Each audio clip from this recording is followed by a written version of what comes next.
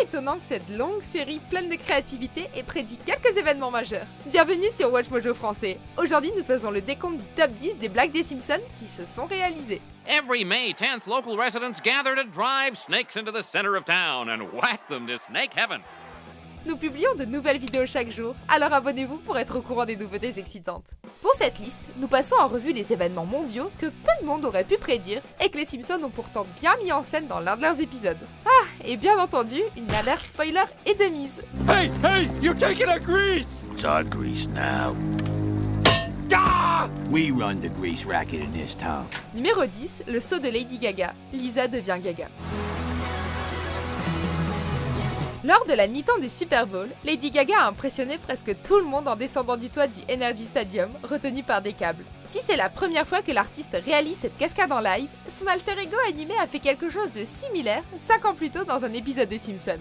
D'ailleurs, les câbles n'étaient pas le seul élément commun aux deux performances. I love you, lady Jaja! Si elle ne portait pas de soutien-gorge cracheur d'étincelles au Super Bowl, elle a en revanche chanté avec des drones qui volaient en arrière-plan. Ça rappelait drôlement les oiseaux qui décollent autour d'elle lors de sa prestation dans les Simpsons.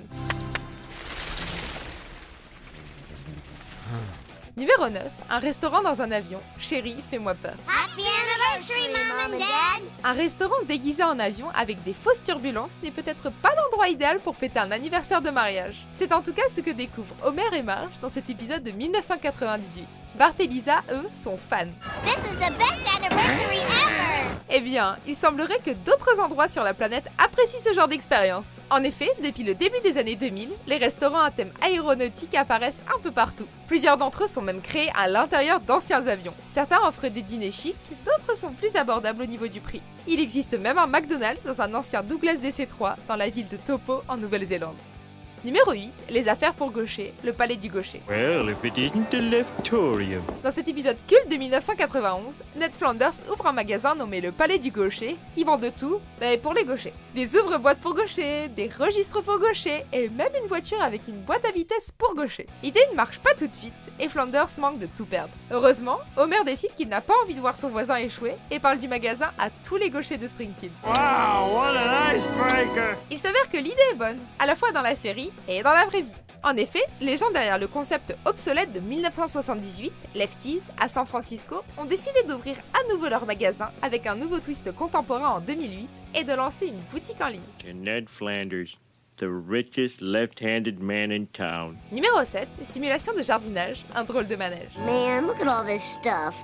Pull weeds, mow lawns, scoop and bag dog business. Dans cet épisode de 1998, Bart et Lisa refusent d'obéir à Marge et de nettoyer le jardin. En tout cas, jusqu'à ce que Bart découvre un simulateur de jardinage en réalité virtuelle auquel il est complètement scotché. I want to go on the Yardwork Simulator. 11 ans plus tard, des millions de gens, dont la plupart ne prendront jamais la peine de planter ou arroser une plante, sont tombés amoureux de Farmville, un jeu vidéo qui leur permet de jardiner depuis leur écran. Aujourd'hui, avec la popularité croissante des casques de réalité virtuelle, ce fameux jeu de simulation de jardinage ne saurait tarder. But when I ask you to do yard work? Numéro 6, le massacre des serpents, le jour de la raclée. Oh, whacking day, our hallowed saints' skull cracking day. Il s'agit de l'un de ces moments classiques des Simpsons où un problème est poussé jusqu'à l'absurde, et dans ce cas-là, c'est la maltraitance des serpents. Dans cet épisode de 1993, la ville de Springfield attend avec impatience le jour de la raclée afin de rassembler les serpents au centre de la ville et de leur taper sur la tête pour les tuer. Seuls Lisa et Bart semblent avoir un problème avec ce festival barbare et y mettent un terme avec l'aide du chanteur Barry White. Don't bother the snakes. Leave all the snakes alone. 20 ans plus tard, la Florida Fish and Wildlife Conservation Commission a ouvert le défi du python, qui malheureusement est un vrai concours qui offre 1 500 $ à la personne qui tuera le plus de pythons dans le parc national des Everglades. La réalité est parfois plus étrange que la fiction. Oh, whacking day, may God bestow His grace on me. Numéro 5, un panneau sanglant, Itchy et Scratchy, le film.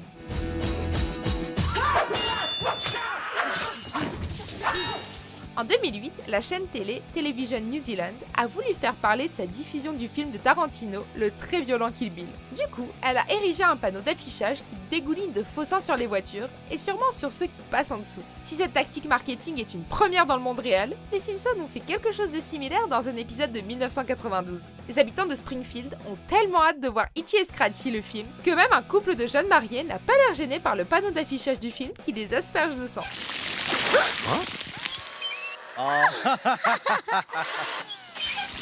Numéro 4, des tapis de gym dans la bouffe, il faut Bart le faire tant qu'il est chaud. I don't care what you say, I can taste the newspaper. Quand l'école primaire de Springfield connaît une fois de plus des restrictions budgétaires, le directeur décide de faire des économies aux dépens de la santé des élèves. Doris, la cuisinière, fait sa part en broyant de vieux tapis de gym dans la nourriture de la cafétéria, tout en se posant des questions sur les valeurs nutritionnelles. There's very little meat in these gym mats. Mais dans la vraie vie, ce n'est pas un problème d'argent qui a poussé Subway et d'autres chaînes à mettre un produit chimique se trouvant dans les tapis de yoga dans leur pain. Ils ont plutôt choisi l'azodicarbonamide pour l'élasticité qu'elle crée. And it's used to make the bread stronger, to strengthen the bread, and Subway says, hey, it's safe. Subway a dû admettre ce qu'il faisait en 2014, et suite au scandale, ils ont arrêté ce processus qui avait été décrit dans Les Simpsons 19 ans plus tôt. Yark.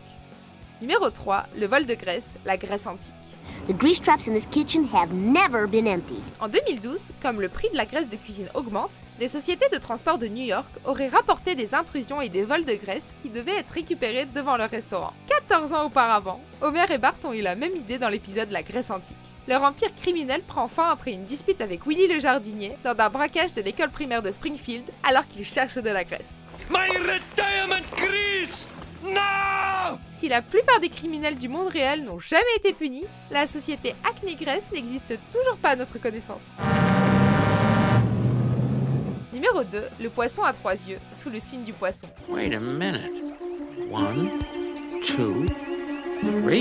Les fans des Simpsons n'oublieront jamais Blinky, le célèbre poisson à 3 yeux attrapé par Bart devant un journaliste dans cet épisode culte de 1990. Le coupable est évident, puisqu'il s'agit de la centrale nucléaire de Springfield. Monsieur Burns tente de tourner le troisième œil du poisson en un enjeu politique, mais s'avère incapable de digérer la situation, ou le poisson d'ailleurs.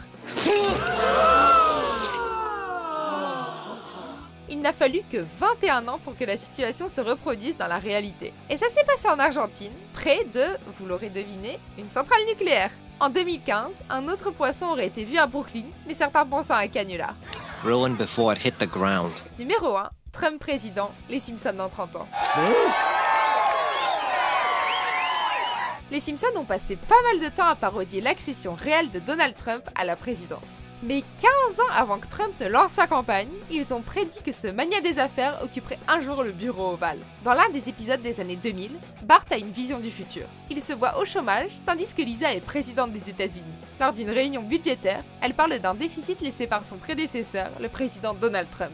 As you know, we've inherited quite a budget crunch from President Trump. How bad is it, Secretary Van Houten? We're broke. Les Simpsons ont d'ailleurs répondu à cette prédiction 5 jours après l'élection de Trump, qui est depuis 2016 le 45e président des États-Unis. Et on voit Bart résumer ses sentiments en écrivant « C'est nul d'avoir raison » sur le tableau. At least I'll always have this.